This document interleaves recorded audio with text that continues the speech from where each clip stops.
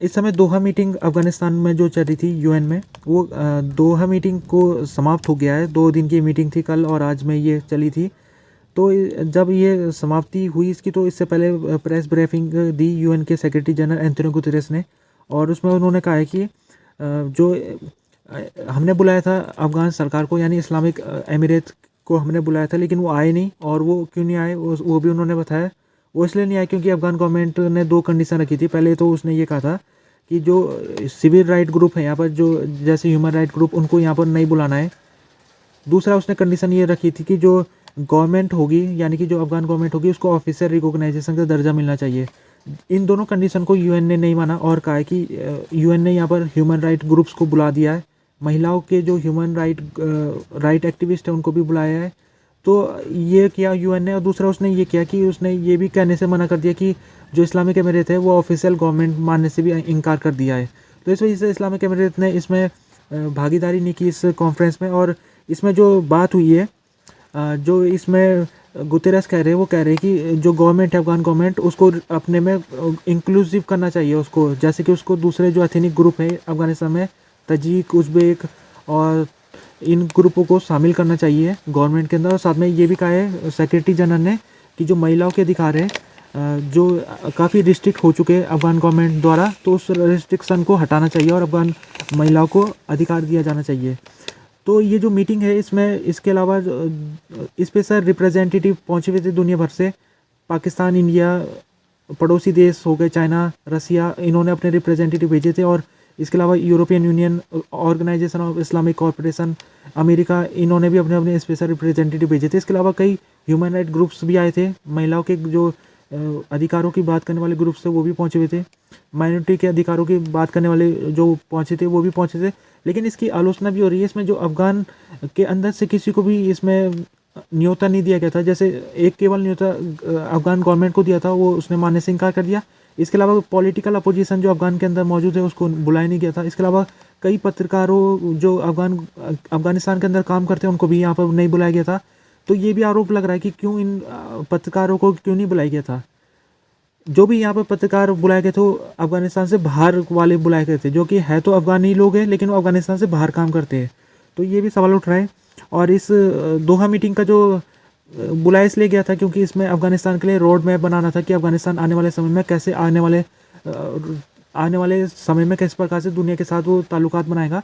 और साथ में इसमें जो स्पेशल इन्वाई को भी इसमें गठन करने की बात की गई थी, जिसका विरोध अफ़गान गवर्नमेंट करती आ रही है।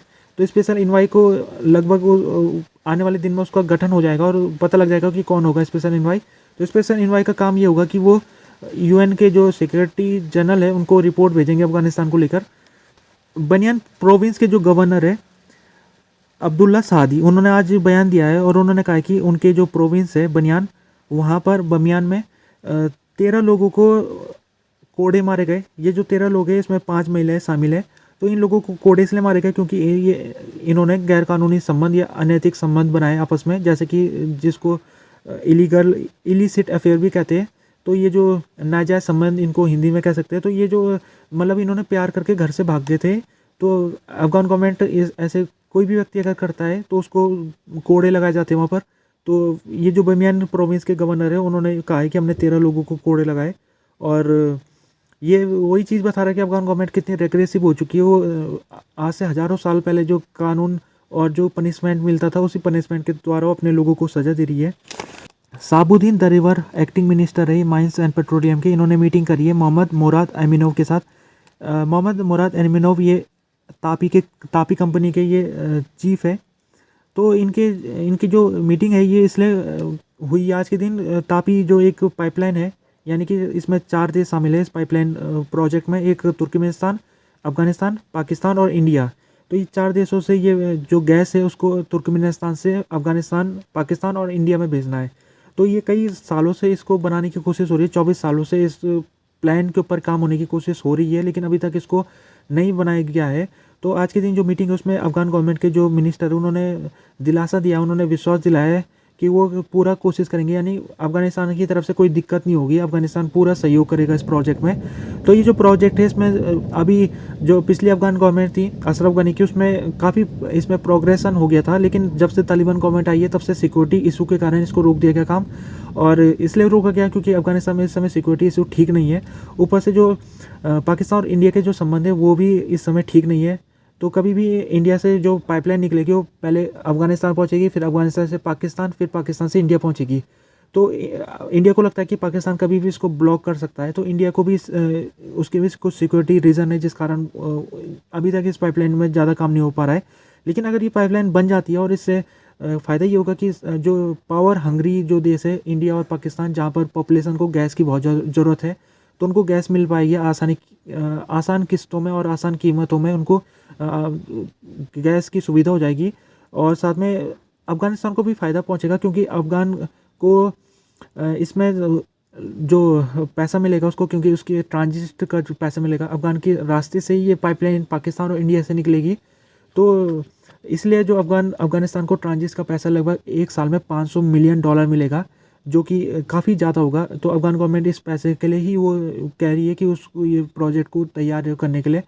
तो अफ़गान गवर्नमेंट का कहना है कि वो इस प्रोजेक्ट के लिए उसकी तरफ से कोई दिक्कत नहीं होने वाली है। अफ़गानिस्तान में आज एवलांच आया और लैंडस्लाइड हुआ है, वहाँ पर भूस्खलन हुआ है और हिमस्खलन हुआ है। तो ये जो 2 जगह हुआ है, एक तो नूरिस्तान में हुआ है मंडे के दिन में, जिसमें 25 लोगों के मारे जाने का अनुमान है। ये जो बर्फ़ था वो पहाड़ियों से गिर के वो उसने जो नीचे वाले घाटी में जो घर है वहाँ पर उसने 6 घरों को डिस्ट्रॉय कर दिया है। और इसके अलावा 14 घर है जो कि पार्शली डिस्ट्रॉयड हो रखे हैं। कई लोगों का अभी मलबे के नीचे यानी बर्फ़ के नीचे दबे होने की संभावना है। 7 लोगों की डेड बॉडी मिल गई है। और जो दूसरा इलाका है पंजशीर का इलाका है, पंजशीर जिसको कहा जाता है, वहाँ पर भी एवलांच आया और उसमें 2 जो माइनर्स थे, जो खान श्रमिक जिनको कहा जाता है, तो उनके दबने के कारण उनकी मौत हो चुकी है। तो बर्फ़ का जो एवलांच है वो अफ़गानिस्तान में जो हुआ है 2 दिन हुआ है। एक मंडे के दिन हुआ था जो कि नूरिस्तान में हुआ, और संडे के रात में पंजशीर में हुआ। तो टोटल लगभग 30 लोगों की मारे जाने की अभी अनुमान लगाया जा रहा है। और काफ़ी लोग बेघर हो गए,